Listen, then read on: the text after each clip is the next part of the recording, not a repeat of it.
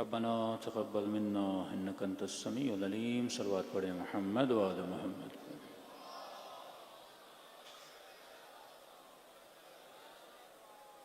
بسم اللہ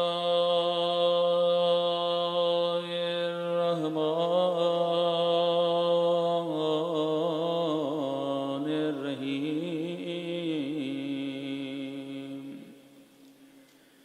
الحمد للہ رب العالمین.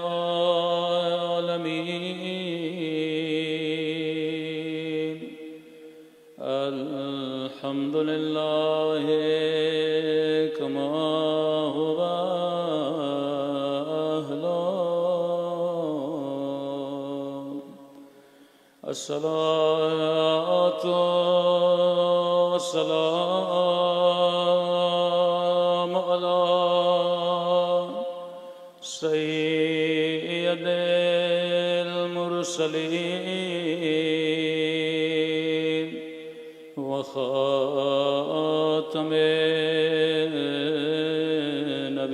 النبیین ابی القاسم محمد. اللهم صل على محمد وعلى آله الطيبين الطاهرين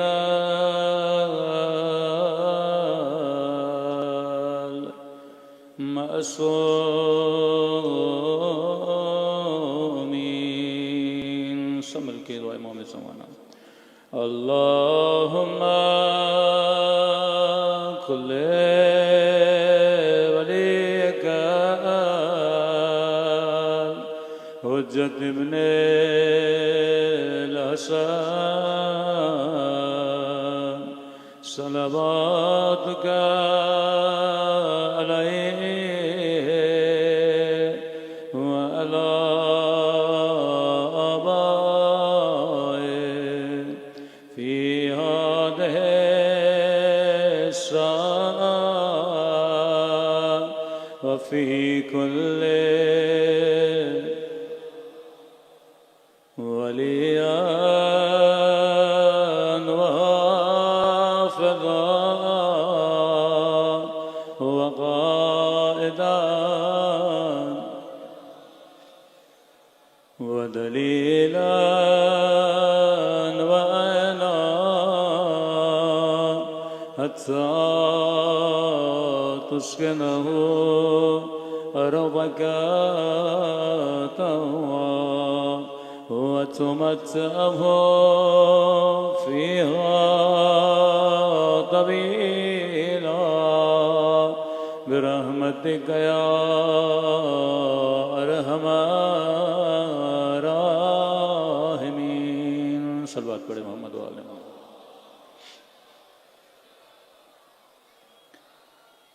بسم اللہ الرحمن الرحیم. رب اشرح لی صدری ویسر لی امری واحلل عقدۃ من لسانی یفقهوا قولی. اما بعد فقد قال امامنا الحسین علیہ الصلاۃ والسلام انما خرجت لطلب الاصلاح فی امت جدی. صلوات پڑھیں محمد و آل محمد.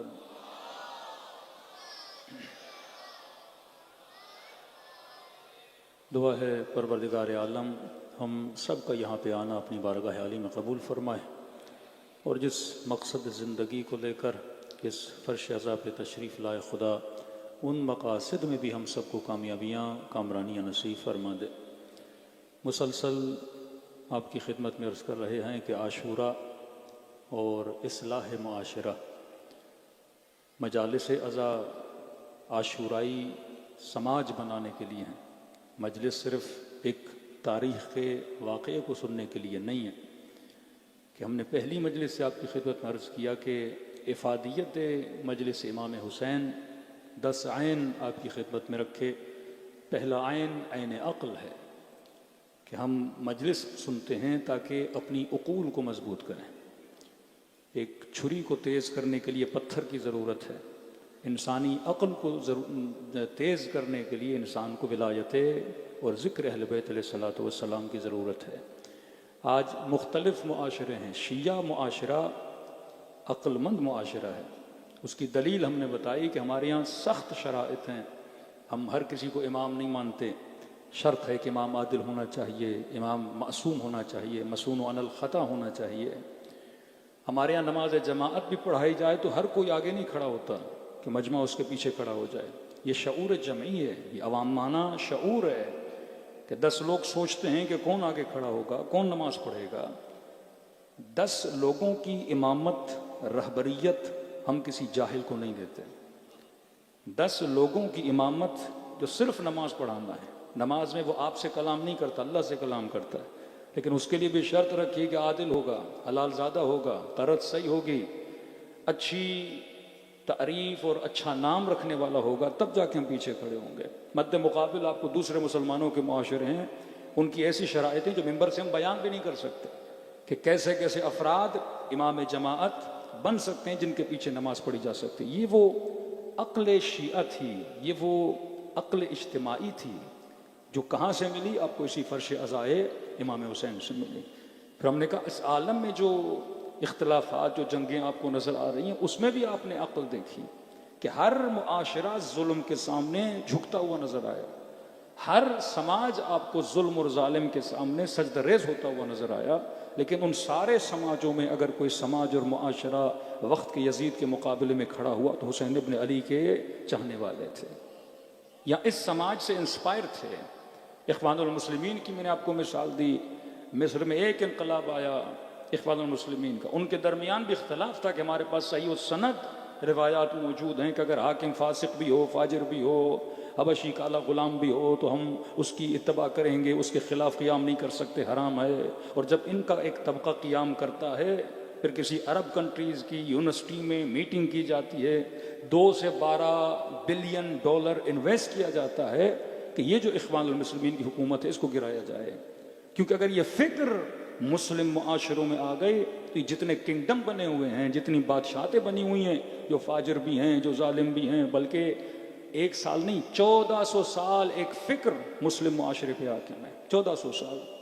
یزید جیسے بنو امیہ، بنو عباس اسی فکر کو لے کر چلے، اور امام حسین وہ واحد نہضت اٹھانے والے امام ہیں جنہوں نے معاشرے کو شعور دیا کہ تم ظلم اور ظالم کے مقابلے میں کھڑے ہو جاؤ۔ تو آپ مت سمجھیے کہ فرش عزا پہ آنے سے صرف 4 باتیں آپ سنتے ہیں، یہاں سے آپ کو تہذیب سکھائی جاتی ہے، یہاں سے آپ کو فکر حسینی بتائی جاتی ہے۔ اور ہم نے عرض کیا آپ کی خدمت میں کہ اعلان امامت اگر قرآن کرتا ہے امیر المؤمنین کی، وہ حالت نماز میں کرتا ہے، جماعت میں کرتا ہے، کیونکہ تب میں جمعی کا پہ جمع ہو جاتے ہیں۔ خدا کو یہ جمع ہونا بڑا پسند ہے کہ اگر قحط آ گیا لوگ ملیں دعا کریں، گھر میں کوئی بیمار ہے 40 مومن جمع ہو جائیں دعا کریں، یہ جمع ہونا خدا کو بڑا پسند ہے۔ اسے کہتے ہیں مؤلفۃ القلوب۔ امام حسین فرش عزا پہ بولا کہ آپ لوگوں کے دلوں کو جوڑنا چاہتے ہیں۔ میں نے بارز ترین مثال دی عراق اور ایران کی جنگ کی، 8 سال 2 ملک آپس میں لڑیں، صدیوں تک ان کے بیچ میں اختلاف ہونا چاہیے۔ دنیا کے کئی بھی ملک آپ دیکھ رہے جب ان کی جنگیں ہوتی ہیں نسلوں کی نسلیں آپس میں لڑتی رہتی ہیں، لیکن عجب ہے 8 سال لڑنے والے ملک، اربعین حسینی میں عجیب نظارہ نظر آیا کہ ایک مومن دوسرے مومن کے پاؤں دبا رہا ہے، ایک مومن دوسرے مومن کو پانی پلا رہا ہے۔ یہ کون ہے جس نے ایک شیعہ کو دوسرے شیعہ سے ملا دیا؟ یہ ابا عبداللہ الحسین ہے، یہ حسین کی محبت ہے، یہ عزاداری ابا عبداللہ ہے۔ تو سمجھو یہ عزاداری سماج کو بنانے کا نام ہے۔ مولا حسین فرماتے میں حکومت کی لالچ میں نہیں، میں جاہ طلبی کے لیے نہیں، میں نفس و ہوا و ہوس کے لیے نہیں، فرمایا میں اس لیے نکلا تاکہ اپنے رسول کی امت کی اصلاح کروں۔ تو جب تک معاشرہ صالح نہیں بنتا، یرثھا الا عبادی الصالحین، زمین کا ورثہ کن کو ملے گا؟ عباد الصالحین کو۔ تو اگر ہم امام زمانہ کے لیے زمین سازی کرنا چاہتے ہیں کہ مولا ظہور فرمائے یہ جوان چاہتے امام زمانہ کے لیے کچھ کریں، تو اس کے لیے ضروری ہے سب سے پہلے ہم اصلاح کریں۔ اصلاح تب تک ممکن نہیں جب تک ہم اپنے معاشروں میں یکجہتی، یکسوئی پیدا نہیں کرتے۔ صلوات پڑھے محمد و آل محمد پر۔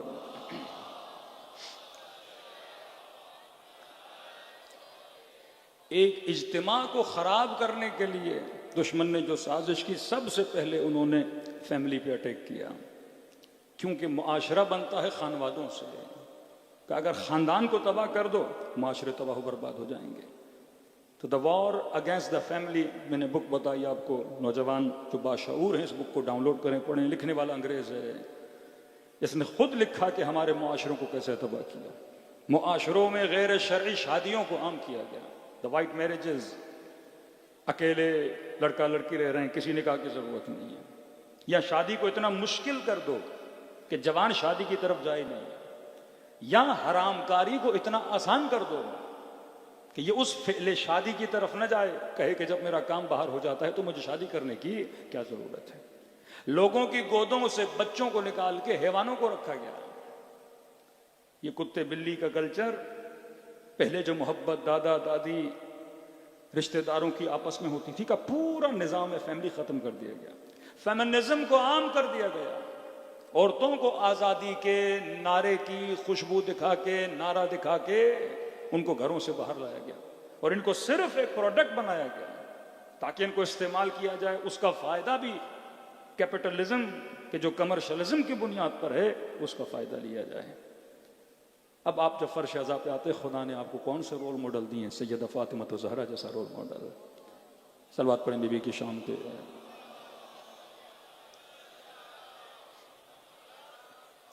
جناب زینب کبریٰ جیسا رول ماڈل۔ خدا نے ایسے رول ماڈل آپ کو دیے ہیں کہ جن کی بنیادوں پہ آپ اپنی نسلوں کو سمجھا سکتے ہیں۔ امام حسین اپنے قیام کے لیے 4 چیزیں بیان کرتے ہیں، فرماتے ہیں کہ پہلی وجہ حسین کربلا جا رہے ہیں، نُرِيَ الْمَعَالِمَ مِن دِينِكَ، کہ پروردگارا یزید نے اس سماج سے اسلام کی جو نشانیاں ہیں اسے ختم کر دیا ہے۔ شیعوں کے گھروں پہ علم ہوتا ہے، علم معالم ایک چیز سے ہے، 10 گھر ہوں گے لیکن جس گھر پہ علم ہوگا وہ دور سے پہچانا جائے گا یہ کس کا گھر ہے، کہ کسی علی والے کا گھر ہے۔ اکثر لوگ سوال کرتے ہیں شیعہ علم کیوں لگاتے ہیں، تو امام حسین بتا رہے لِمَعَالِمَ دِينِكَ، علم پہچان ہے آپ کی۔ کئی بیچارے نوجوان کہتے ہیں مولانا ایران جاتے وہاں تو کوئی علم نہیں، عراق جاتے ہیں ان کے گھروں پہ تو علم نہیں، لیکن یہ پاکستانی علم کیوں لگاتے ہیں؟ میں نے کہا ایک سماج ہے شیعہ سماج، 10 گھر ہیں 10 کے 10 شیعہ، 100 گھر ہیں 100 کے 100 شیعہ، لیکن ایک سماج ایسا ہے، ایک معاشرہ ایسا ہے جس میں 2 گھر شیعوں کے ہیں، 20 گھر اہل سنت کے ہیں، یا کسی اور کے ہیں، یا ہندوؤں کے ہیں۔ کسی جگہ پہ اظہار وجود کرنا پڑتا ہے، کسی جگہ پہ اظہار وجود کرنے کی ضرورت ہے ہی نہیں۔ جہاں ہے ہی شیعہ وہاں میں کس کو بتاؤں گا کہ میں شیعہ ہوں؟ جہاں 100 کے 100 گھر ہی شیعہ ہیں تو وہاں کس کو بتانا کہ میں شیعہ ہوں؟ بتانا تو وہاں پڑتا ہے جہاں کسی کو پتہ نہ ہو کہ شیعہ ہیں۔ اور کمال کر دیا علم لگا کر کہ جب آپ پنجاب سے انٹیریئر سندھ کے اندر داخل ہوتے رحمیار خان میں، روہڑی سے، سکھر سے گزرتے ہوئے آتے ہیں، رات کے اندھیروں میں اگر 1000 گھر ہوں پتہ نہیں چلتا کس کے ہیں، لیکن 4 گھر شیعوں کے ہوں تو وہ 1000 گھر میں اپنا اعلان کرتے ہیں کہ اس گھر میں وہ رہتا ہے جو علی کو ماننے والا ہے۔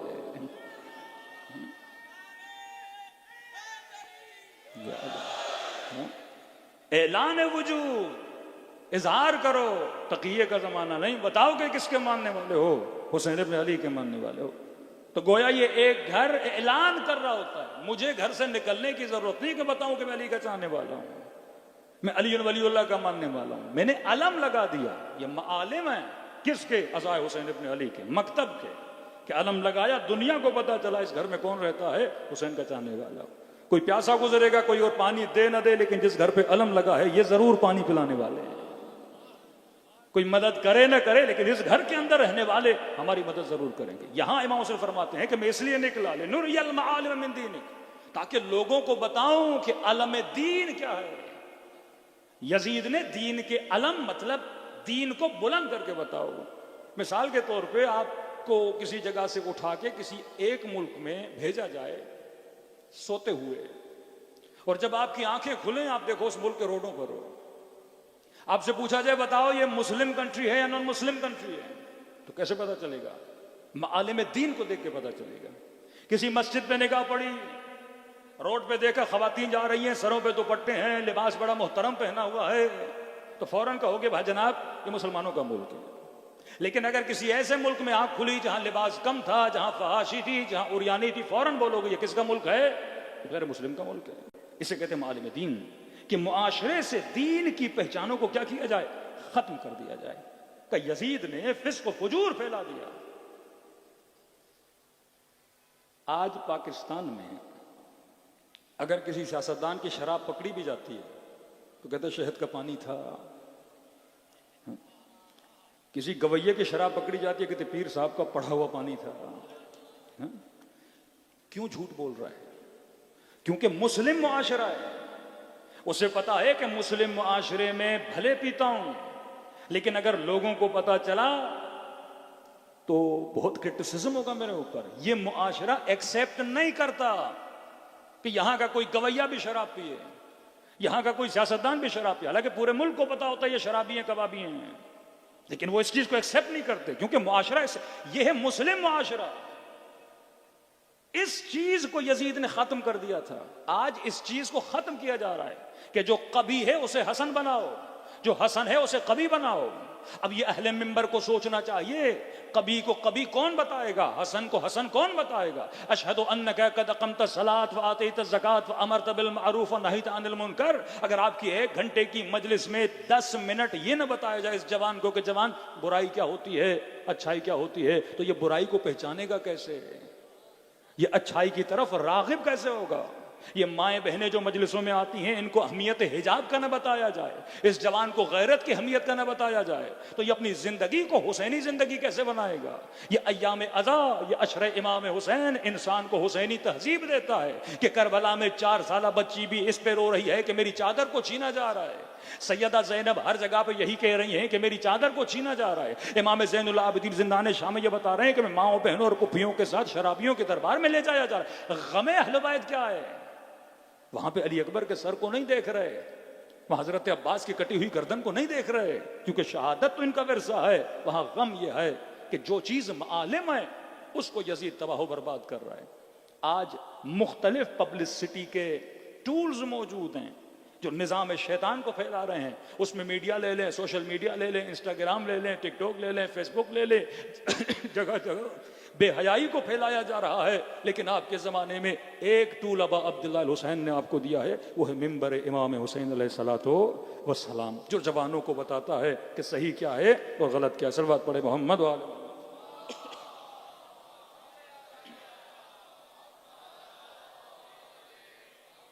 تو پہلی چیز لنوری معالم دینک، زیارت جامعہ گھر میں پڑھتے ہیں کہ موالاتکم علمن اللہ معالم دیننا. اے اہل بیت رسول، یہ زیارتیں آپ کے لیے ہیں.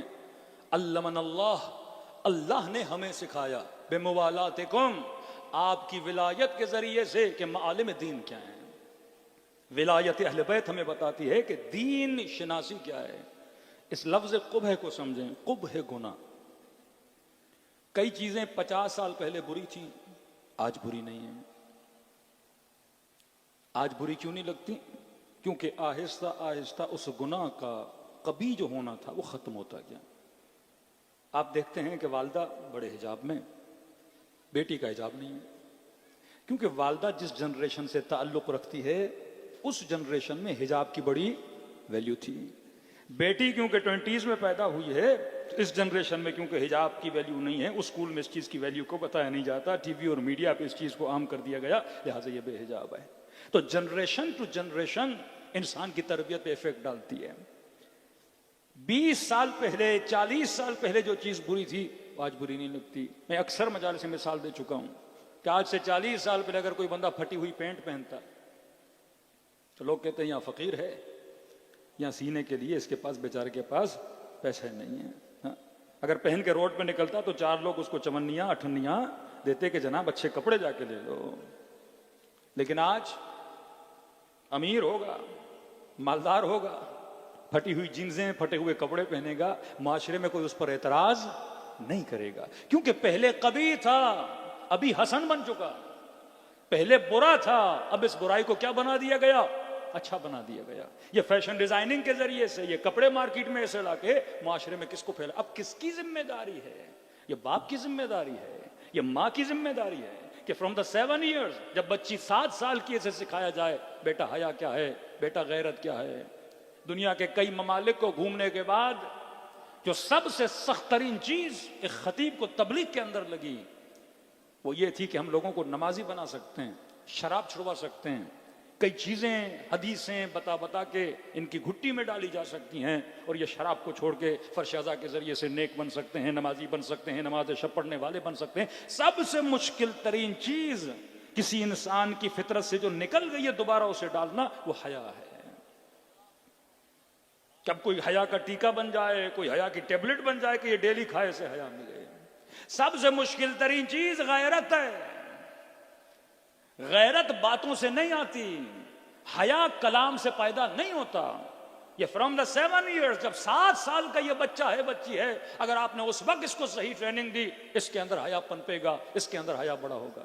کیونکہ حیا بائی ٹائم ڈیولپ ہوتا ہے، یہ نہیں ہوتا کہ لفظوں کے ذریعے سے انسان کے اندر حیا آ جائے۔ تو معصوم فرماتے ہیں میں مبعوث کیا، میں اس لیے نکل رہا ہوں لنری معالم من دین۔ دوسری چیز وَنُظْهِرَ الْإِصْلَاحَ فِي بِلَادِكَ، بلاد مسلمین سے اصلاح ختم ہو چکی ہے، لوگوں کا وہ جذبہ ختم ہو چکا ہے۔ اگر کوئی گناہ کر رہا ہے اسے بتائیں کہ گناہ کر رہے ہو۔ وقت کا حاکم صبح کی 2 رکعت نماز 4 رکعت پڑھا دیتا ہے۔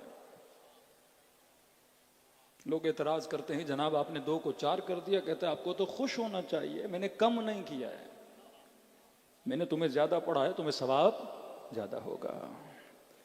کہ معاشرے میں اصلاح کی بجائے کہ لوگوں کے اندر یہ جرت ختم ہو جائے۔ تیسری چیز وَيَعْمَلِ الْمَظْلُومُونَ مِنْ عِبَادِكَ، مظلوم پروری ختم ہو گئے۔ مولا فرماتے میں اس لیے نکلا ہوں تاکہ مظلوموں کی مدد کی جائے، میں اس لیے اعلان قیام کر رہا ہوں تاکہ جن پہ ظلم ہوتا ہے ان پہ ظلم نہ ہو۔ کتنا ظلم ہوا جناب ہانی ابن عروہ پہ، کتنا ظلم کیا زندانوں میں، کسی سے دشمنی ہے آپ اسے مار دیتے ہیں معاملہ ختم ہو جاتا ہے۔ لیکن اس قدر معاشرہ بگڑ چکا کہ امام حسین کو شہید کیا، شہید کرنے کے بعد ان کے بدن پہ گھوڑے دوڑائے گئے، ان کی بچیوں کو تماچے مارے گئے، کیونکہ شامات کے لوگ جو اہل شام تھے، شام فتح ہوا، انہوں نے کبھی رسول خدا کو نہیں دیکھا۔ اسلام کے ورژن ہیں، ایک ورژن امام حسین والا، ایک ورژن بنو امیہ والا۔ سب سے پہلا حاکم شام کا یزید ابن ابو سفیان، معاویہ کا بھائی، دوسرا حاکم معاویہ ابن ابی سفیان، تیسرا حاکم یزید ابن معاویہ۔ انہوں نے کبھی رسول کو نہیں دیکھا، انہوں نے کبھی اصحاب رسول کو، اہل مدینہ کو اتنا آتے جاتے نہیں دیکھا۔ انہوں نے دین کو جس زبان سے سنا تھا وہ بنو امیہ کی زبان تھی، اور وہ دین تھا کہ جس طرح آج ایک شیعہ نماز پڑھ ختم کرنے کے بعد تسبیح حضرت زہرا پڑھتا ہے، یہ تسبیح پڑھتے تھے سب امیر المومنین پہ۔ تب آپ دیکھتے ہیں 30,000 کا لشکر کربلا میں جمع ہو جاتا ہے، اور مولا حسین فرماتے ہیں مجھے قتل کیوں کرنے آئے ہو؟ آواز آتی ہے بغضا لابیک، حسین تیرے بابا کے بغض میں تجھے قتل کرنے کے لیے آئے ہیں۔ دشمن کا پروپیگنڈا اتنا زیادہ ہو جائے۔ اب یہ ابا عبداللہ الحسین ہے، امام زین العابدین، 2 خطبے دیتے ہیں یزید کی دربار میں، فرماتے ہیں میں صفا کا بیٹا ہوں، میں مروہ کا بیٹا ہوں۔ وہ فصاحت، وہ بلاغت، بعض لوگ وہیں امام کا خطبہ سن کے گریے اور رونے میں شروع ہو جاتے ہیں، جن کے دلوں پہ اتنے سالوں سے بغض اہل بیت کو بھرا گیا تھا۔ جب مؤذن اذان دیتا ہے تو ہم فرماتے ہیں یزید یہ بتائیے جس محمد کا نام لے رہا ہے وہ تیرا نانا تھا یا میرا نانا ہے؟ اس طرح سے سیدہ زینب نے اپنے خطبوں سے ان کے شعور کو، ان کے وجدان کو کیا کیا؟ بیدار کیا۔ کہتے ہیں کہ ایک نماز میں، نماز پڑھنے کے بعد یہ بدبخت امیر المومنین پہ سب کرنا بھول گیا، تو پیچھے سے کسی نے کہا کہ امیر ہمیں تو یہ بولا گیا تھا کہ سب کرنا ضروری ہے، حد الامکان واجب ہے، اس کو ترک نہیں کیا جا سکتا۔ تو اس نے کہا کیونکہ میں نے سب نہیں کیا میں اس کا کفارہ دوں گا۔ اس نے امیر المؤمنین پہ سب نہ کرنے کے کفارے میں ایک مسجد بنائی، جس مسجد کا نام ہی وہ رکھا گیا کہ یہ مسجد کیا ہے؟ یہ وہ مسجد ہے جہاں پہ سب پہ امیر المؤمنین کیا جائے۔ جن کے ہاتھ چومنے چاہیے تھے، جن کے در پہ جا کے علم لینا چاہیے تھا، معاشرہ انہی کا کیا بن گیا؟ دشمن بن گیا۔ یہ فرش ازا ہے جس نے آپ کو غلام امیر المومنین بنایا۔ صلوات پڑھے محمد و آل محمد۔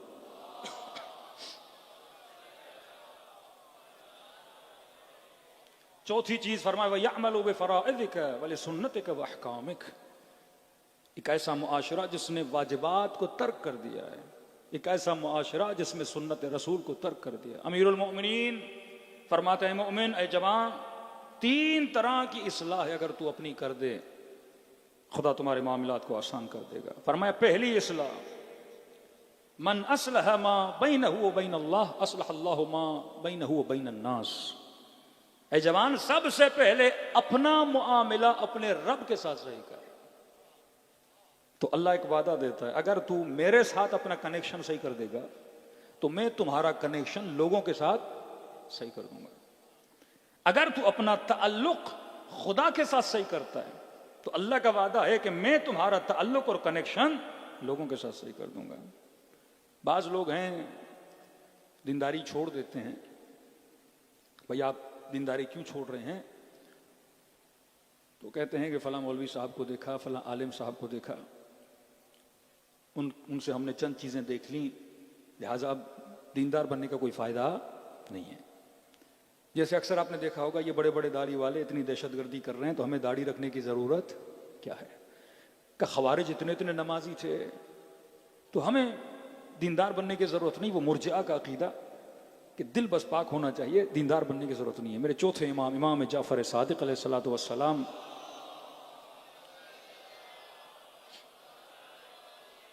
پہلے شبہات دور کریں، آپ دیندار بنو۔ اگر کوئی دیندار نما شخص کوئی غلط کام کرتا ہے اس کی وجہ سے آپ کو دین چھوڑنے کا حق نہیں ہے کہ جناب فلاں نمازی تھا، اس نے چوری کر دی، اس نماز کا فائدہ کیا؟ فلاں کی داڑھی تھی، سر پہ ٹوپی تھی اور اتنے لوگوں کو ٹوپی پہنا کے چلا گیا، تو کہا پھر اب ٹوپی رکھنے کا فائدہ کیا؟ عبادت کرنے کا فائدہ کیا؟ چوتھے امام یہ حکیم اہل بیت کس طرح سے انہوں نے نسل تشیع کی تربیت کی ہے۔ معصوم فرماتے ہیں 4 چیزیں دنیا میں ایسی ہیں ان کے پیچھے نہ جانا، تجھے کبھی ملیں گی نہیں۔ 4 چیزیں اس کے پیچھے نہ جانا، تجھے کبھی نہیں ملیں گی، حالانکہ ان 4 چیزوں کی تجھے سخت ضرورت بھی ہے، لیکن پیچھے جاؤ گے تجھے ملیں گی نہیں۔ پہلی چیز، لا عالما یستعمل علمہ، فرمایا کبھی بھی ایسا عالم نہ ڈھونڈنا یہ توقع کر کے کہ وہ 100% جو کہتا ہے اس پہ عمل کرتا ہے۔ ایسا نہ مولوی تجھے ملے گا، نہ ایسا تجھے عالم ملے گا۔ اگر کوئی ملے گا تو وہ امام معصوم ہے، کیونکہ ہر بندہ جائز الخطا ہے کہ فلاں پیش امام کے پیچھے ہم تو نماز نہیں پڑھتے، ہم نے اسے یہ دیکھ لیا۔ ہمارے استاد کہتے تھے کہ بہت پہلے، آج سے 40-50 سال پہلے کا محلے کا ایک بڑا عابد بندہ، متقی بندہ، ایک پیش امام صاحب جو بہت زیادہ عبادت میں، عرفان میں مشہور تھے کہ پورا محلہ اس کے پیچھے نماز پڑھتا تھا، لیکن دیکھا یہ بندہ مسجد میں آتا ہے، چھت پہ جا کے نماز پڑھتا ہے، مولوی صاحب کے پیچھے نماز نہیں پڑھتا۔ کسی نے جا کے پوچھا آپ کیوں نہیں پڑھا؟ کہا چھوڑ دیجیے، ہمارے اپنے معاملات ہیں۔ کہ جناب نماز جماعت کا ثواب، پوری صف کھڑی، آپ پیچھے کیوں نہیں آتے؟ اب پرانے زمانے کی سوچ بتا رہا ہوں کہ مولوی کو کیسا ہونا چاہیے، لوگوں کی سوچیں دیکھیں۔ تو کہہ رہے ہیں ہم نے ان کو کسی کے گھر پہ دیکھا تھا، یہ بڑے مرغے اور چرغے کھا رہے تھے۔ اب مولوی ہوتے ہوئے مرغے کھانا، کہ یہ تو عادل نہیں ہے، ان کو تو کھانا وہی کھانا چاہیے جو ہم نے سنا امیر المومنین ابلے ہوئے کدو کھاتے تھے، سوکھی ہوئی روٹی کھاتے تھے۔ چھٹے ماں فرماتے ہیں کبھی بھی ایسے عالم کی تلاش میں نہ نکلنا جس سے تم یہ توقع رکھو کہ 100% یہ جو کہتا ہے اس پہ کیا کرتا ہے؟ عمل کرتا ہے۔ فرما نہیں، اگر مسجد میں پیش امام ہے، کوئی مولانا ہے کہ اچھی شہرت رکھتا ہے، تم اس پہ کیا کرو؟ عمل کرو، اس کی اقتدا کرو، لیکن جتنا ڈیپ کے اندر جاؤ گے تجھے کوئی عالم نہیں ملے گا۔ جب عالم نہیں ملے گا تو عالموں کا کنارہ کرنا چھوڑ دو گے، عالموں کے ساتھ رہنا چھوڑ دو گے، اور جب عالموں کا ساتھ چھوڑو گے تو علم کا ساتھ چھوٹ جائے گا، اور جب علم کا ساتھ چھوٹ جائے گا تو بے عمل ہو جاؤ گے۔ دوسری چیز فرماتے ہیں کہ عملاً بلا ریا، فرمایا ایسا عمل بھی نہ ڈھونڈو، ڈھونڈ ڈھونڈ کے تھک جاؤ گے کہ جس عمل میں ریا نہ ہو۔ ممکن ہی نہیں ہے کہ کوئی بندہ کہے میں نماز جماعت پڑھنے جا رہا ہوں، کہ آج کے بعد نہیں جاؤں گا۔ بھائی کیوں نہیں جاؤ گے؟ کہ محلے والے دیکھ رہے ہیں، کل بولیں گے یہ بڑا متقی ہے تو میں نماز جماعت نہیں جاؤں گا، ریا نہ ہو جائے۔ ہم تو گھر میں چھپ کے پڑھتے ہیں تاکہ عمل کیا رہے؟ خالص رہے۔ کہ نہیں، بعض عمل میں ریا ضروری ہے۔ جماعت میں جاؤ تاکہ دنیا دیکھے، جلوس میں آؤ تاکہ دنیا دیکھے، ماتم کرو تاکہ دنیا دیکھے، حسین حسین کہو تاکہ دنیا سنے اور دیکھے۔ فرمایا عملاً بلا ریا نہیں ہو سکتا۔ ایک بندہ روٹین سے نماز شب پڑھتا ہے، آج رات کسی نے اس کو اپنے گھر پہ دعوت دی، کھانا تھا، اب نماز شب کا وقت ہوا، اب ذہن میں شیطان وسوسہ لائے گا، جناب ابھی نماز شب پڑھو گے، یہ سمجھیں گے بڑا متقی ہے۔ بڑا پرہیزگار ہے تو لہٰذا نماز شب پڑھنے کی ضرورت نہیں ہے. فرمایا نہیں، ایسا عمل ہے ہی نہیں. تمہاری نیت یہ ہونی چاہیے کہ میں ریاکاری نہیں کر رہا، لیکن اگر اس عمل سے ریا نکل رہا ہے، لوگوں کی نظر میں وہ عمل آ رہا ہے، اس عمل کو کرنے میں کوئی وجہ نہیں ہے. تیسری چیز فرمایا تعامن بلا شبہ، ایسی غذا کی تلاش میں نکلو جس میں کوئی شبہ نہ ہو. وہ غذا تجھے ملنے والی نہیں ہے. کسی کے گھر میں گئے، اس نے مرغا رکھا ہے، اس نے کوئی گوشت رکھا ہے. اب آپ سوچنا شروع ہو گئے یہ گوشت جس دکان سے لیا تھا اس نے اللہ اکبر پڑھا تھا کہ نہیں، اس نے چھری صحیح سے چلائی تھی کہ نہیں. فرمایا ان سوچوں میں جاؤ گے تو گوشت سے بھی جاؤ گے اور بھوک مر جاؤ گے، کھانے سے بھی چلے جاؤ گے. تو فرمایا اتنی ڈیپ میں نہیں جانا. ہاں جس کے گھر جا رہے ہو دیکھا کرو فرد متدین ہے کہ نہیں، کمائی اس کی اچھی ہے کہ نہیں. لیکن اگر مشہور زمانہ ہے کہ جناب راشی ہیں، جناب فاسق ہیں، جناب فاجر ہیں، ان کی کمائی اچھی نہیں ہے، اس کے گھر میں کھانا کھانا کیا ہے؟ حرام ہے. لیکن عام سا مومن ہے، آپ کو پتا ہے رزق حلال کماتا ہے، اب اس میں اتنی جستجو اور تحقیق کرنے کی ضرورت نہیں ہے. صلوات پڑھے محمد و آل محمد پر. آخری چیز فرمائے صدیقاً بلا عیب، ڈھونڈ ڈھونڈ کے تھک جاؤ گے لیکن کبھی ایسا دوست تجھے نہیں ملے گا جو دوست بغیر عیب کے ہو. ہاں ہر بندے میں عیب ہیں، کسی میں غصہ زیادہ، کسی میں تھوڑی بہت عیب ہیں. اب مولا فرماتے ہیں ایسی دوست کی تلاش میں نکلو کہ مجھے ایسا دوست چاہیے جس میں کوئی عیب ہو ہی نہیں. فرماتے ہیں اکیلے رہنے سے اچھا ہے کسی صالح بندے کو اپنا دوست بنا دو. اب ہر بندے میں عیب ہیں، دو عیب تمہارے اندر ہیں، دو عیب اس کے اندر. لیکن کسی فاسق کو نہ بنانا، فاجر کو نہ بنانا. جسے بھی دوست بناتے ہو یہ توقع نہ رکھا کرو کہ اس کے اندر کوئی عیب نہیں ہے، یا اس کی ذاتی زندگی کے اندر نہ جھانکا کرو کہ آج میرے ساتھ تھا، کل کہاں گیا تھا، رات کہاں گزاری تھی. تمہیں جاسوسیاں کرنے کی ضرورت نہیں ہے. بس اگر معاشرے میں مسجد میں آنے والا ہے، نمازی ہے. ماسو فرماتے ہیں دو چیزیں دیکھا کرو. مولا کون سی چیز؟ فرمایا ایک دیکھا کرو وفائے عہد کرتا ہے کہ نہیں، زبان کا سچا ہے کہ نہیں، امانت دار ہے کہ نہیں. اگر یہ دو خصوصیتیں اس کے اندر ہے، یہ اس قابل ہے کہ اسے کیا بنایا جائے؟ دوست بنایا جائے. ہمارے مولانا کہتے ہیں کہ جوان تنظیمی جوان تھے. ایک جوان مسجد میں نماز پڑھنے آ رہا تھا تو اسے کہا جناب آپ مسجد میں نہیں آتے، آپ جلوس میں نہیں آتے، آپ دفاع مقدس کے جلوس میں نہیں آتے، ہم مرکزی پروگرامز کرتے ہیں، آپ یہاں پہ نہیں آتے. اس نے کہا بھائی ان پروگراموں مجھے جانا پسند نہیں ہے، میں نہ دفاع مقدس میں آتا ہوں، نہ دھرنوں میں آتا ہوں، نہ کیا کبھی کبھی نماز پڑھنے آتا ہوں. تو کہا کہ پھر کیا ہوا؟ ہم نے کہا بھائی اس کی ضرورت نہیں ہے، ایسا جوان ہماری محفل میں آ کے کیا کرے گا؟ عالم نے کہا اسی کو تو لاؤ محفل میں. اگر یہ تمہیں جھوٹ بولتا کہ مجھے پسند ہے تو برا تھا. اس نے تجھے کیا بتایا؟ سچ بتایا کہ جناب ایسی جگہوں پہ میں نہیں جاتا. مطلب زبان کا کیا ہے؟ سچا ہے. اس بندے کو اس محفل میں لاؤ، پھر آہستہ آہستہ اس کے اندر دین کی محبت کو پیدا کرو. دین ایک دن میں کسی کو آپ دیندار نہیں بنا سکتے، آہستہ آہستہ بچوں کو محفل اہل بیت میں لایا جاتا ہے. وہاب قلبی بھی کرسچن تھا، کردار امام حسین سے حسینی بنا. جناب زہیر کو کتنی مرتبہ امام نے قاصد بھیجے، کتنی مرتبہ پیغامات بھیجے، لیکن آخری پیغام میں جناب زہیر بنا. تو ہر چیز کی ترکیب اہل بیت صلی اللہ علیہ وسلم فرمائی ہے. فرمایا اگر تو اپنا تعلق اللہ کے ساتھ صحیح کرے، خدا تمہارا تعلق بندوں کے ساتھ صحیح کر دے گا. کہ میرے چھٹے امام جعفر صادق علیہ الصلوۃ والسلام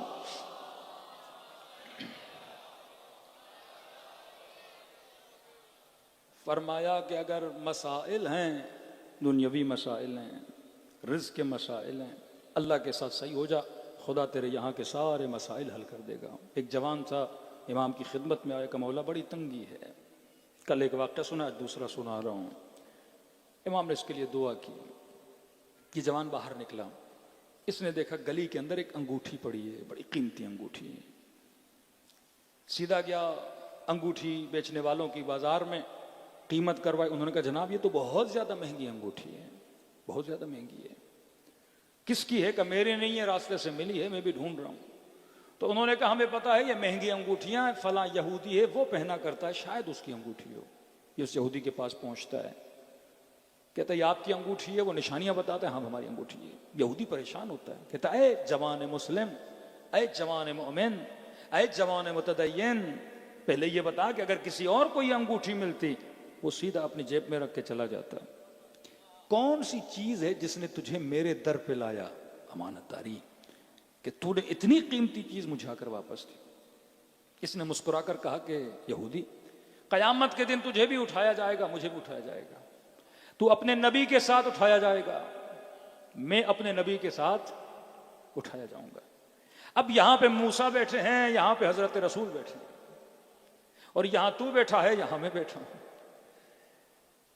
تو وہاں پہ رسول کے سامنے رسول مجھ سے پوچھیں گے کہ تم میری امت کا ماننے والا تھا، تم نے مجھے موسیٰ کی امت کے سامنے کیا کر دیا؟ شرمندہ کر دیا۔ کہ میں برائی اس لیے نہیں کرتا کہ قیامت کے دن رسول خدا میرے عمل کی وجہ سے کبھی شرمندہ نہ ہوں۔ آج ہم کس امام کے ماننے والے ہیں؟ حضرت حجت امام زمانہ سلام اللہ علیہ، صلوات پڑھے مولا کی شان پر۔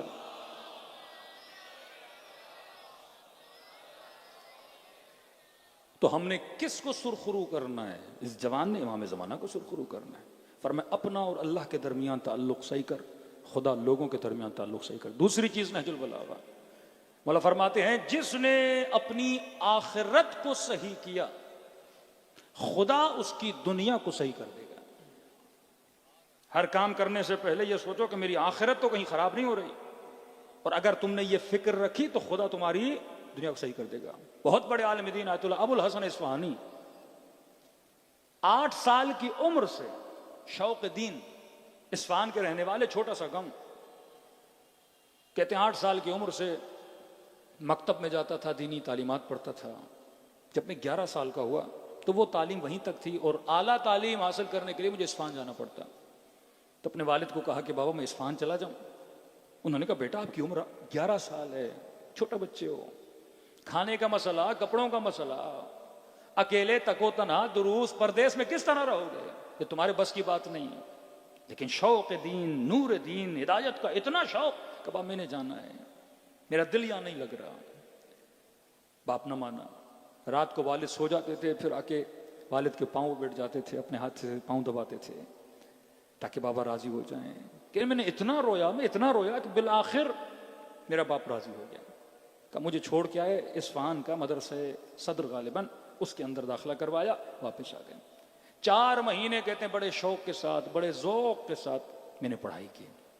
4 مہینے کے بعد سردی کا موسم شروع ہوا، شدید برف باری اصفہان میں، مدرسے کا صحن برف سے بھر گیا، گلیاں برف سے بھر گئیں، حجرے ٹھنڈے، کمرے ٹھنڈے۔ کہتے ہیں ان 4 مہینوں میں میرے اوپر مال اور رزق کی بڑی تنگی آئی، یہاں تک کہ کمرے میں روشنی چلانے کے لیے شمع چاہیے ہوتی تھی، موم بتی، گرم کمرہ کرنے کے لیے کوئلے لینے پڑتے تھے۔ کھانا میرا ختم ہو چکا، جو بچی ہوئی سوکھی روٹی تھی اس روٹی سے میں اپنا گزارا کرتا تھا۔ کہ اسی عالم میں کمرے میں کانپ رہا تھا، اور انہی ایام اور دنوں کے درمیان میرے والد گاؤں سے اٹھ کے اصفہان آ گیا تاکہ بیٹے سے جا کے ملوں۔ اب جیسے کمرے میں آئے تو کمرے میں روشنی نہیں، کمرہ ٹھنڈا پڑا ہوا ہے، کھانے کے لیے کچھ نہیں، بیٹے کی آنکھوں کے نیچے ہلکے پڑے ہوئے ہیں کہ فوراً میرے والد نے ڈانٹنا شروع کر دیا۔ ابو الحسن میں نے پہلے ہی کہا تھا یہ تمہارے بس کی بات نہیں ہے۔ ضد لگا دی کہ میں نے مدرسے جانا ہے، مدرسے جانا ہے، مدرسے جانا ہے۔ دیکھو کیا حالت بنائی ہے، کھانے کے لیے کچھ نہیں، سردی کا مسئلہ ہے، بیمار پڑ جاؤ گے، اگر کنویں ہو جاتا تو ہم کیا کرتے ماں باپ۔ 11 سال کا بچہ، کہتے میں حجرے سے باہر نکلا، صحن کے بیچ میں کھڑا ہو گیا، آسمان کی طرف دیکھا، کہا نا تو اپنی آخرت بنا، خدا تمہاری دنیا بنائے گا، تو اپنا معاملہ رب کے ساتھ صحیح کر، خدا بندوں کے ساتھ تیرے معاملات کو صحیح کرے گا۔ کہتے ہیں مجھے بڑا عشق تھا امام زمانہ سے، میں نے کہا مولا یہاں آیا ہوں آپ کے مکتب کا علم پڑھنے کے لیے، اور آپ لوگوں نے کہا جو ہمارے راہ پہ چلے گا اس کی مشکلات کو حل کرنے کا بندوبست بھی کون کریں گے؟ ہم کریں گے۔ آپ نے کہا جس کے پاس امام ہے اسے گھبرانے کی ضرورت نہیں ہے، آپ نے کہا ہم وہ ہیں جن کا وارث ہے، ہم لاوارث نہیں ہیں۔ مولا اب یہ میرے والد مجھے لے جائیں گے، لیکن مجھے یہاں رہنا ہے، علم دین حاصل کرنا ہے۔ کہتے آنکھوں سے آنسو بارش کی طرح بہ رہے تھے، امام زمانہ کے ساتھ استغاثہ استغاثہ۔ اچانک مدرسے کا دروازہ کھٹکا، خادم مدرسہ دوڑا گیا، دروازہ کھولا، کہا ابو الحسن کو بلاؤ۔ خادم نے کہا بچے کوئی کسی کو کام ہے تمہارے ساتھ۔ اب مجھے کوئی اصفہان میں جانتا نہیں، دوڑا دروازے پہ گیا، ایک نورانی وجود کھڑا تھا۔ اس نے کہا ابو الحسن تمہارے کمرے میں موم بتیاں پڑی ہیں، ذرا اس کو غور سے دیکھو، پیچھے بہت موم بتیاں پڑی ہیں۔ کہ اپنا ہاتھ آگے لاؤ، کچھ پیسے میرے ہاتھ پہ رکھے۔ کہ ان ہاتھوں سے جا کے کوئلے لینا، کمرے کو گرم کرنا، کھانا لینا، کیونکہ تمہارے حجرے میں مہمان آیا ہوا ہے اور پریشان ہونے کی ضرورت نہیں ہے. تم اس کا ماننے والے ہو جو اپنی قوموں کا خیال بھی رکھتے ہیں، جو اپنی شیعوں پہ نظر بھی رکھتے ہیں. کہتے ابھی سمجھ نہیں آ رہا تھا کہ یہ کون ہے. میں نے لیا، کمرے کے اندر گیا، والد نے پوچھا بیٹا کون تھا؟ میں نے کہا بابا کہا موم بتیاں پڑی ہیں، کمرے میں روشنی نہیں تھی، ڈھونڈا موم بتیاں مل گئیں. کہا کچھ پیسے دے کر گئے اور کہا کہ اس سے کوئلے لے لینا، کمرے کو گرم کر لینا، کھانا لے لینا، تمہارے کمرے میں مہمان موجود ہے، اور اسے کہنا کہ تو اس کا ماننے والا ہے یا اس قوم سے تعلق رکھتا ہے جن کا وارث ابھی زندہ ہے. کہتے میرے والد کھڑے تھے، یہ سن کے گھٹنوں کے بل بیٹھے اور زار و قطار رونے لگے. کہنے لگے بیٹا تو 11 سال کا ہے، تجھے امام زمانہ پر ایمان ہے، لیکن وائے ہو مجھ پہ میں بوڑھا ہو گیا اور میں تیرے لیے پریشان ہوں کہ تجھے کون سنبھالے گا. تو جن کی راہ پہ چلا ہے وہی تجھے سنبھالنے والے ہیں. کہ تو اپنی اصلاح کر، پھر دیکھ ہم تمہارے معاملات کو کس طرح سے صحیح کرتے ہیں. اگر تو اپنی اصلاح نہیں کرے گا تو ہماری طرف سے بھی معاملات کی اصلاح نہیں ہوگی. صلوات پڑھے محمد و آل محمد پر.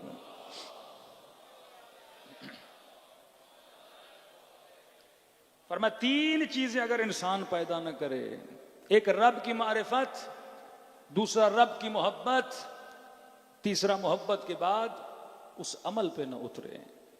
مجلس ازاں آپ کے دلوں میں معرفت پیدا کرتی ہے. آپ یہاں کیوں آئے؟ کیونکہ آپ کے دلوں میں محبت تھی. ایک قدم انسان پیچھے ہے، اور وہ قدم کون سا ہے؟ عمل کا قدم ہے. اب آؤ کربلا میں ذرا دیکھو محبت کتنی تھی. غلام ہے، نام ہے جون، غلام ابو ذر، غلام علی، غلام امام حسن، غلام امام حسین. پوری زندگی گزار دی غلامی میں. بوڑھا تھا، بعض روایات میں ہے کہ 90 سال سے زیادہ ان کی عمر تھی. جناب جون ہیں، جناب سعید ہیں، کچھ ایسے اصحاب کربلا ہیں جن کی عمریں بہت زیادہ ہیں. امام کی خدمت میں ہے کہ مولا میں بھی چاہتا ہوں کہ کربلا میں اپنی جان آپ پہ قربان کروں. امام نے دیکھا جون کو، بوڑھا ہے، کہ تمہاری پوری زندگی ہماری غلامی میں گزری ہے، ہم نے تم سے جہاد کو اٹھا لیا. جون زندگی کے آخری دن ہے سکون کے ساتھ مدینے میں گزار. کہا مولا میرا دل ہے میں اپنی جان آپ پہ قربان کروں. کہ جون میں حسین اجازت نہیں دے سکتا، بوڑھے ہو. اب اگر غلامی کا شوق بھی ہے تو میرے بعد جو امام ہیں وہ زین العابدین ہیں، جا کے ان کی غلامی کر. کہتے خیمے امام زین العابدین میں آئے. مولا فرماتے میں نے محسوس کیا کہ کوئی ہے جو میرے قدموں پہ سر رکھ کے زار و قطار رو رہا ہے. آنکھیں کھولیں، کیا دیکھا جناب جون، اشارہ کیا اوپر آئیے. قدموں کو جمع کیا امام نے. کیا مسئلہ ہے؟ کہ آپ کے بابا سے اس نے جہاد مانگا لیکن اجازت نہیں دے رہے. کہہ رہے ہیں کہ ہم نے جہاد اٹھا لیا آخری زندگی. کہ جب بابا خود جہاد کا فریضہ اٹھا رہے ہیں تو آپ کیوں جانا چاہتے ہیں؟ کہ مولا وہ غلام کیسا جو اچھے وقتوں میں ساتھ رہے، برے وقتوں میں ساتھ چھوڑ دے. آپ سفارش کریں. ملتا ہے اس نے ایک جملہ کا، کہ مولا کہیں ایسا تو نہیں مجھے اس لیے نہیں بھیجا جا رہا کہ میرا رنگ کالا ہے. امام حسین سے سفارش کی امام زین العابدین نے، اور جیسے ابا عبداللہ کو پتا چلا اس نے کہا مولا کہیں یہ وجہ تو نہیں ہے کہ میرا رنگ کالا ہے، کیونکہ عرب حبشی غلاموں کو بہت کم سمجھتے تھے. اس نے جیسے کہا مولا میرا رنگ کالا اس وجہ سے تو نہیں. کہتے ابا عبداللہ الحسین نے اپنی باہوں کو پھیلایا کہ جون میرے سینے سے لگ جا. وہ اور ہیں جن کے یہاں رنگ دیکھا جاتا ہے، ہم اور ہیں جن کے یہاں کرداروں کو دیکھا جاتا ہے. یہاں رفتار دیکھی جاتی ہے، رنگ نہیں دیکھا جاتا. کہا میں تجھے اجازت دیتا ہوں. کہتے اتنا بوڑھا تھا مولا اسے گھوڑے پہ سوار کرانا چاہتے تھے لیکن اس کے قدموں میں تاب و طاقت نہیں تھی کہ گھوڑے پہ بیٹھ سکے. کہ مولا کوئی مسئلہ نہیں میں پیدل جاؤں گا. کمر جھکی ہوئی، کس کے کمر پہ کپڑا باندھا، ہاتھ میں نیزہ و تلوار لیا اور وسط میدان میں گیا. اے لشکر یزید، میں غلام حسین ابن علی ہوں، میں ان کا غلام ہوں جن کے یہاں موت کا کوئی خوف نہیں ہوتا، جو جہاد پہ فخر کرتے ہیں. ابن سعد کو خبر ملی کہ یہ کون ہے بوڑھا جو آوازیں دے رہا ہے، رجس پڑھ رہا ہے، للکار رہا ہے. کہ غلام حسین ہے. کہ امیر ایک تیر کی مار ہے، ایک نیزے کی مار ہے، ذرا اجازت دیں اسے مار دیں. ابن سعد کا تو اس غلام کو نہیں جانتا، میں جانتا ہوں. اس گھر کا بچہ جون سے محبت کرتا ہے. اس نے سب کو اپنے گھٹنوں پہ بٹھا کے بڑا کیا ہے. کہ امیر پھر کرنا کیا ہے؟ کہ اسے اس طرح مارو کہ میں حسین کا تڑپنا دیکھوں، تیر کا نہیں، تلوار کا نہیں، نیزہ کا نہیں۔ امیر پھر کیسے مارے؟ کہ گھوڑوں پہ سوار ہوں، ہاتھوں میں پتھر لیں، اس بوڑھے کو دور سے پتھر مارے، اتنے پتھر مارو کہ یہ گر کے زمین پہ گرے اور حسین اس کا تڑپنا دیکھیں۔ تاریخ کربلا لکھتی ہے جناب جون کو اتنے پتھر مارے گئے، یہ زخمی ہو کے زمین پہ گرے۔ چند ایسے اصحاب ہیں جن کے جنازوں پہ ابو عبداللہ گئے، ہر صحابی کے بدن پہ نہیں گئے۔ ان میں سے ایک کا نام ہے جناب جون، کہتے مولا دوڑے دوڑے آئے، جون غنودگی کے عالم میں تھا اور اچانک اس نے محسوس کیا کہ میرا سر کسی کی گود کے اندر پڑا ہوا ہے۔ لشکر یزید کا سپاہی کہتا ہے یہ سارا منظر میں دور سے دیکھ رہا تھا، کہتا میں نے زندگی میں نہ ایسا غلام دیکھا، میں نے زندگی میں نہ ایسا آقا دیکھا۔ کہ کیا دیکھا تو نے؟ کہ جیسے سر گود میں رکھا حسین نے، غلام نے پھر اپنا سر خاک کربلا پہ رکھ دیا، گویا کہہ رہے ہوں گے مولا یہ گود علی اکبر کے لیے بنی ہے، مولا میرا سر اس گود کے قابل نہیں ہے۔ کہتے ہیں پھر حسین نے گود میں رکھا، پھر اس نے جھٹک کے سر کو خاک کربلا پہ گرا دیا، تیسری بار سر رکھا، پھر اس نے سر خاک پہ گرا دیا۔ کہتا ہے وہ منظر جو آج تک میں نے کسی آقا کی محبت کا غلام سے نہیں دیکھا، وہ یہ منظر تھا کہ جب غلام راضی نہ ہوا کہ سر آقا کی گود میں ہو، تو میں نے دور سے یہ منظر دیکھا کہ حسین نے اپنے سر کو جھکانا شروع کیا، جھکانا شروع کیا، جھکانا شروع کیا، یہاں تک کہ حسین نے اپنا رخسار جون کے رخسار پہ رکھ دیا اور کانوں میں کہا اللہم بید وجہہ طیب ریحہ۔ کہ جون وہ اور ہیں جو کہتے ہیں رنگ دیکھا جاتا ہے، دعا کیا ہے خدا قیامت کے دن اس کے چہرے کو نورانی اور سفید بنانا، اس کے بدن کو خوشبودار بنا دینا۔ کہ تو اپنا معاملہ صحیح کر، یہاں تیرا معاملہ وہ صحیح کریں گے۔ مجلس حسین کا مقصد ابا عبداللہ سے اپنا ربط، قلبی رابطہ مضبوط کرو۔ جب وہ ان غلاموں کے لیے دعا کر سکتے ہیں، دو جملے امام زمانہ ہمارے لیے بھی تو بول سکتے ہیں نا۔ کیوں کہا جب بھی مجلس میں جاؤ یہ تصور کرو یہ تیرے زندگی کی آخری مجلس ہے۔ کہ اس طرح سلام کرو جس طرح زینب کبریٰ نے سلام کیا، اس طرح سلام کرو جس طرح ننھی سی سکینہ نے سلام کیا۔ دن بڑی تیزی سے گزر رہے ہیں، فرمایا جس نے جتنی خیرات جمع کرنی ہیں دنوں میں جمع کر لیں۔ کئی ایسی چیزیں ہیں مرنے کے بعد انسان پچھتاتا ہے۔ قیامت کا دن کا نام ہے یوم الحسر، ہر بندہ حسرت کھائے گا، کاش میں نے زیادہ جمع کیا ہوتا۔ کہ ابن شبیب اگر رونا ہے تو میرے جد حسین پہ گریا کیا کرو، رونا نہیں آتا تو کم از کم رونے جیسی شکل بنا لیا کرو۔ دلوں کو کربلا لے جائیں، نام حسین سب کو آتا ہے، جسے سلام نہیں آتا امام حسین کا نام لے اور دعا کریں کہ خدا ایک محرم ایسا بھی لائے جس میں امام زمانہ کا ظہور ہم سب کو دیکھنے کو نصیب ہو۔ السلام علی الحسین وعلی علی ابن الحسین وعلی اولاد الحسین وعلی اصحاب حسین کی صدا بلند ہو۔ السلام علی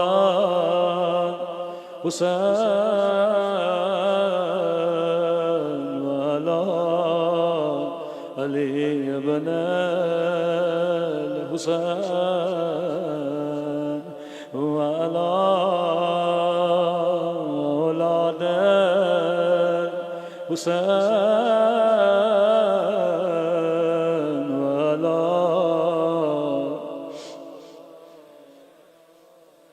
سب مل کے آواز گونجنی چاہیے، السلام علی حسین۔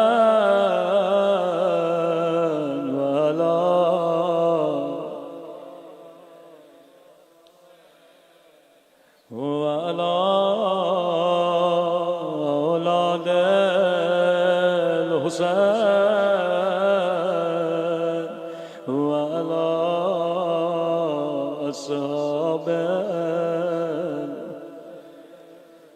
میرا سلام ہو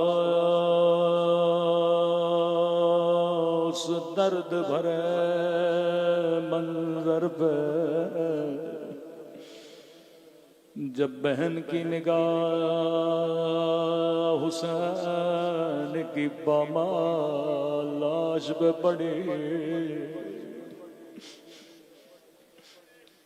بڑی حسرت سے حسین کے بدن کو دیکھا رو کے عرض کیا میرے اللہ میرا حسین ایسا تو نہ تھا وہ اما زہرا نے چکیاں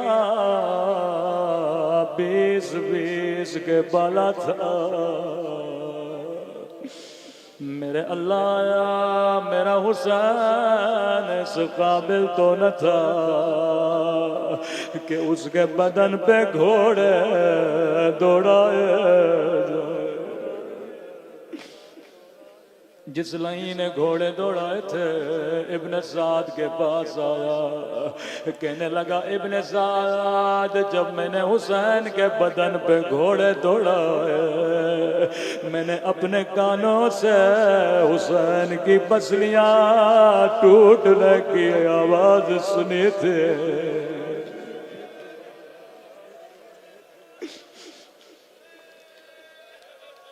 اللہ جانے یہ منظر سیدہ زینب نے کیسے دیکھا 40 سال خون روتے رہے کبھی گوشت کی دکان پہ روتے تھے کبھی وضو کرتے کرتے پانی کو دیکھ کے روتے تھے کبھی کسی جوان کی شادی میں جاتے تھے کہتے تھے ہائے میرا علی اکبر کبھی کسی چھوٹی بچی کو دیکھتے تھے کہتے تھے ہائے زندان شاہ ہائے میری ننھی سی سکینہ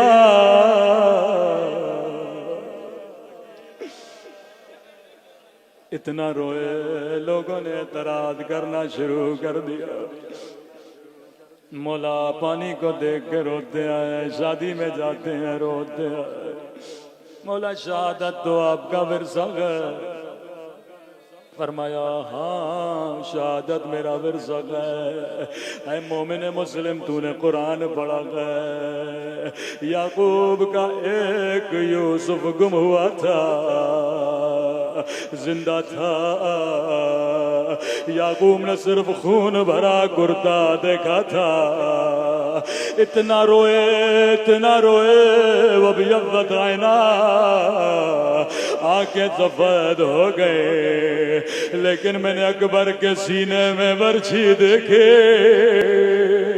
میں نے 6 مہینے کے گلے میں تیر دیکھا میں نے قاسم کے لاشوں کو ٹکڑے ٹکڑے ہوتے دیکھا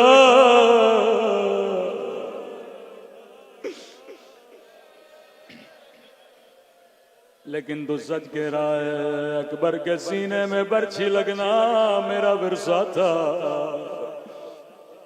علی اصغر کے گلے میں تیر لگنا میرا ورثہ تھا قاسم کی لاش کو گٹھڑی میں اٹھانا ہمارا ورثہ تھا لیکن اے پوچھنے والے تو نے میرے ساتھ انصاف نہ کیا یہ بتا کیا ماؤں بہنوں کے ساتھ وہ بازاروں میں جانا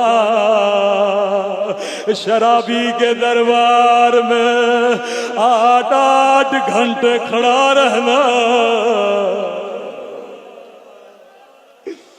کیا یہ بھی سجاد کا ورثہ تھا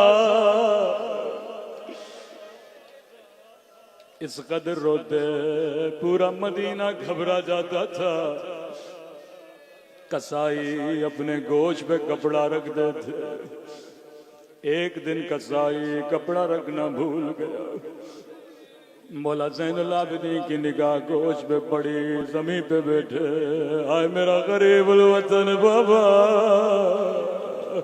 آئے میرا 3 دن کا پیاسا بابا۔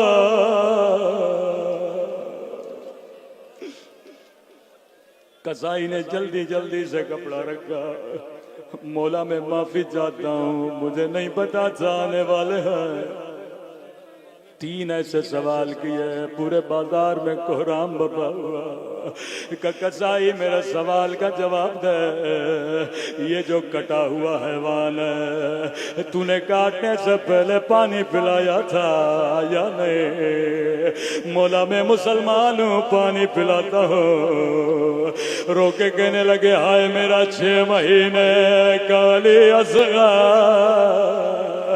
خشک زباں ہونٹوں پہ پھیرتا رہا، کسی کو رحم نہیں آیا۔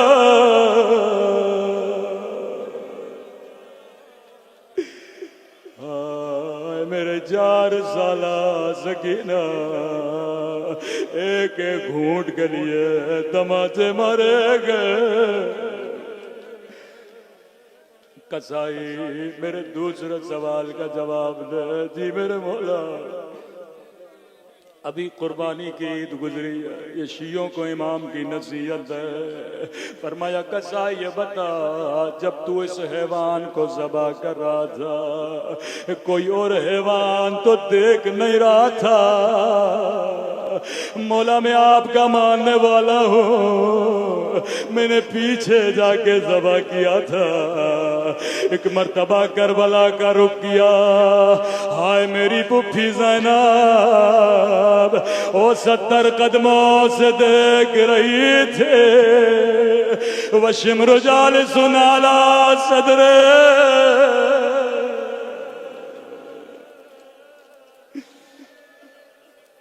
تو نے اتنا خیال کیا حیوان کو نہ دیکھے، کربلا میں بہن دیکھتی رہی، بھائی کٹتا رہا۔ آخری سوال بڑا سخت سوال تھا، قصائی یہ بتا، جس چھری سے کاٹا تھا کیا تو نے تیز کیا تھا یا نہیں؟ کہتا مولا مجھے پتا ہے جب چھری چلائی جائے تو اسے تیز کرنا ہوتا ہے۔ کہنے لگے ہائے میرا غریب بابا،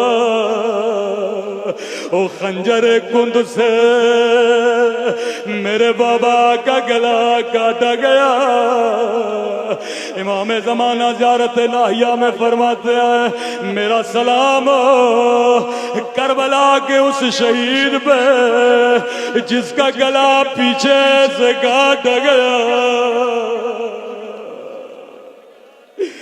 فریادیں کرتی رہی نہ کاٹ میرا پیاسا حسین۔ اللہ لعنت اللہ علی القوم الظالمین۔